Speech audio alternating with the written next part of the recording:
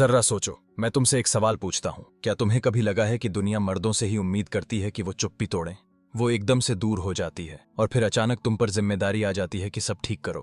तुम्हें कॉल करना है, मैसेज करना है, हालचाल पूछना है, यहाँ तक कि माफी भी मांगनी है, चाहे गलती तुम्हारी हो या ना हो। लेकिन सोचो, अगर तुम ये सब करना बंद कर दो तो क्या होता है? अगर तुम पीछा करना छोड़ दो, चुप हो जाओ, ताकि कोई माइंड गेम नहीं, बस इसलिए क्योंकि अब तुम थक चुके हो अपनी वैल्यू एक्सप्लेन करते करते किसी ऐसे इंसान को जो उसे समझना ही नहीं चाहता। वो चुप्पी अब एक आईना बन जाती है और उस आईने में उसे पहली बार सच्चाई दिखती है कि असल में रिश्ता तुमने थाम रखा था। जब वो इल्यूजन टूटता है, जब उसे समझ आता है कि अब तुम उसके आओ जाओ वाले खेल में नहीं हो, तब असली बदलाव शुरू होता है। अब बात करते हैं उस पल की, जब तुम पीछा करना छोड़ देते हो और पूरी तरह से लेट गो कर देते हो। क्या होता है जब तुम चूज करते हो कि अब सिर्फ पीस चाहिए, न कि प्रूव करने की लड़ाई? चलो अब असली बात करते हैं। सबसे पहली चीज, तुम्हारी एब्सेंस उस झूठे कंट्रोल का पर्दा फाड़ देती है जिसे वो सच मान बैठी थी। उसने शायद कभी जानबूझकर नहीं, लेकिन कहीं ना कहीं ये मान लिया था कि अगर वो दूर हो गई तो तुम जरूर लौटोगे, क्योंकि पहले ऐसा होता भी रहा होगा, है ना? शायद तुमने ही पहले मैसेज किया होगा, रात के 2 बजे आई मिस यू लिखा होगा, कांटेक्ट तोड़ा और फिर खुद ही जोड़ लिया होगा। बार बार ये साबित किया कि तुम्हारा प्यार बेशर्त है, चाहे वो उसकी तरफ से वैसा कुछ ना आया हो। लेकिन अब तुम्हारी चुप्पी उन सारे लफ्जों से ज्यादा तेज बोलती है। मैं किसी ऐसे इंसान को खोने से नहीं डरता जो मुझे रिप्लेसेबल समझता है। और यही बात उसे डराती है, क्योंकि अब उसे समझ आ रहा है कि जिस पावर का उसे इल्यूजन था वो कभी उसका था ही नहीं। वो तो तुम्हारी कंसिस्टेंसी, तुम्हारी माफ करने की आदत, तुम्हारी एफर्ट पर टिकी थी। और जब वो सब हट जाता है तो अब उसे खुद को देखना पड़ रहा है, बिना किसी ढाल के। दूसरी चीज, उसका ईगो तुम्हारी चुप्पी से घबरा गया है। उसका ईगो आराम से बैठा था। उसे पता था कि वो दूर हो भी जाए, तुम फिर भी उसके चारों तरफ घूमते रहोगे। लेकिन अब जब तुम खामोश हो तो उसकी सोच हिलने लगती है। क्या वो मूव ऑन कर गया? क्या मैं उसके लिए इनफ नहीं थी? क्यों वो कुछ कह नहीं रहा? वो अनसर्टेनिटी जिसमें अब वो बैठी है, वो धीरे धीरे उसकी बनी हुई इमेज को तोड़ने लगती है। वो इमेज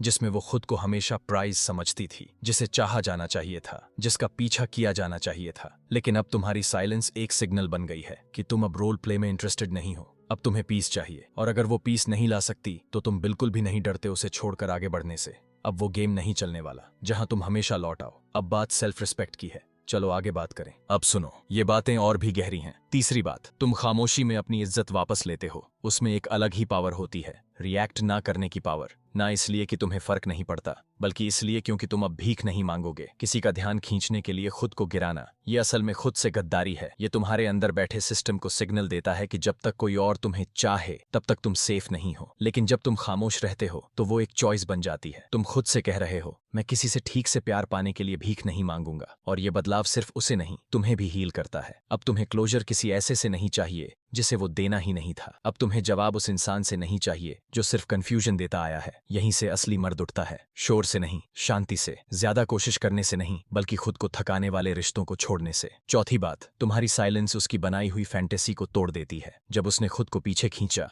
उसे लगा तुम वहीं रुक जाओगे, किसी लिम्बो में, इंतजार करते हुए, उम्मीद करते हुए, सवाल करते हुए। लेकिन अब जब तुमने कुछ कहा ही नहीं, कुछ किया ही नहीं, अब वो मजबूर है अपनी कहानी पर शक करने के लिए। अब वो पल रिवाइंड हो रहे हैं उसके दिमाग में, तुम्हारी बातें, वो कॉन्वर्सेशंस, वो मोमेंट्स जब तुम्हारा एनर्जी बदलने लगा। और अचानक उसकी ये फैंटेसी कि तुम हमेशा वहीं रहोगे धीरे धीरे टूटने लगती है। क्योंकि अब तुम वो इंसान नहीं हो जो आधा अधूरा प्यार सह लेता था। अब तुम वो नहीं हो जो बार बार खुद को प्रूव करता था जबकि वो खुद श्योर नहीं थी। अब तुम गायब हो गए हो, ना नफरत में, बल्कि इसलिए क्योंकि तुम सूखी जमीन पर पानी डालना बंद कर चुके हो। और जब वो अब देखती है कि तुम अब वहां नहीं हो जहां उसने तुम्हें छोड़ा था, तभी उसके डिसीजंस का वजन उसे असली में महसूस होता है। अब सच सामने है, तुम जा चुके हो और इस बार वापस नहीं आ रहे। अब सोचो, क्या तुम वाकई कुछ खो रहे थे या खुद को बचा रहे थे?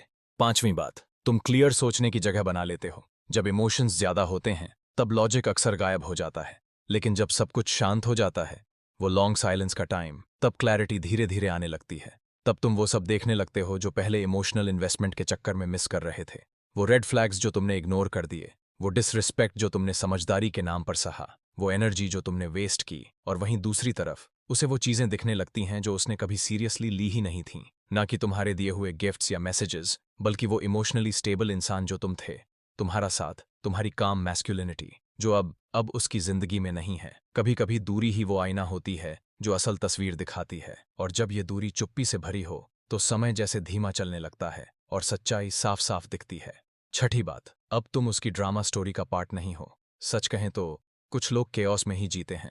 उन्हें इमोशनल रिएक्शन से ताकत मिलती है, उन्हें टेंशन में ही थ्रिल मिलता है। और जब तुम रिएक्ट कर रहे थे, तुम उसी फायर में घी डाल रहे थे। लेकिन अब जब तुम साइलेंट हो, तुमने वो गेम ही छोड़ दिया है, तो वो ड्रामा अब अकेले रह गया है, बिना किसी फ्यूल के। अब ना तुम बैड गाय हो, ना फिक्सर, ना ही नाइस गाय जो सब ठीक कर देगा। अब तुम एक मिस्ट्री बन चुके हो, एक ऐसी स्पेस जिसमें कोई लेबल नहीं लग सकता। और यही बात उसे बेचैन करती है, क्योंकि अब वो नहीं जानती तुमने मूव ऑन कर लिया, तुमने हील कर लिया, या अब तुम सिंपली इंटरेस्टेड ही नहीं हो। ये कंट्रोल का ना होना उसे अंदर से तोड़ देता है, गेम का पैटर्न ही टूट जाता है। सातवीं और आखिरी बात, तुम उसे याद दिलाते हो कि शांति ही असली ताकत है। साइलेंस कोई कोल्ड बिहेवियर नहीं है, ये मैनिपुलेशन नहीं है, ये डिसिप्लिन है। एक ऐसी दुनिया में जहां हर कोई ओवर शेयर करता है, हर बात पे रिएक्ट करता है, हर चीज का डिफेंस देता है, वहां साइलेंस एक सेक्रेड चीज बन जाती है। और जब तुम प्रूव करने की लड़ाई छोड़कर पीस को चुनते हो, वो चीज चुभती है, लेकिन बहुत रियल लगती है। वो उसे दिखता है, वो उसे फील होता है, क्योंकि असली पावर चिल्लाती नहीं, बस होती है। अब तुम क्लोजर या वैलिडेशन नहीं ढूंढ रहे, ना ही उसे कोई सीख सिखाने निकले हो। तुम बस वो बोझ उठाने से इनकार कर चुके हो जो कभी तुम्हारा था ही नहीं। और वो काम ग्राउंडेड एनर्जी, वो तुम्हारी सबसे गहरी पहचान बन जाती है। तो सोचो, तुम्हारी चुप्पी ने क्या किया? सब कुछ छीन लिया, या फिर तुम्हें वो लौटा दिया जो सबसे जरूरी था, खुद को। अब सुनो, आठवीं और आखिरी बात, जो सबसे ज्यादा कड़वी लेकिन सबसे सच्ची है।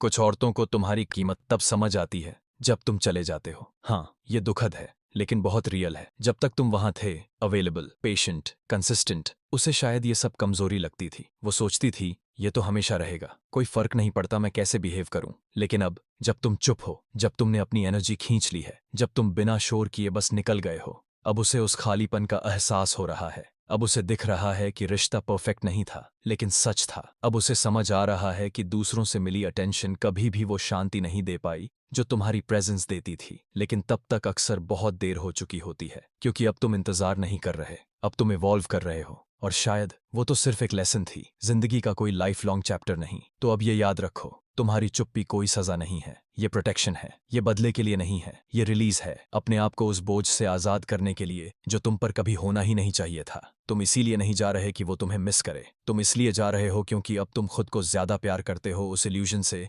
जिसमें तुम्हें किसी को मनाते रहना पड़ता था कि रुको, मैं लायक हूं। अब उसे उस खामोशी में बैठने दो, उसे अपने बनाए हुए इल्यूजन से खुद लड़ने दो, और तुम खुद को ऐसा इंसान बनाते रहो जिसे अब कभी किसी को चेस करने की जरूरत ही ना पड़े। Because real man don't chase, they choose peace, and peace attracts everything that chaos can not. अब आगे बढ़ो और कभी पीछे मत देखो।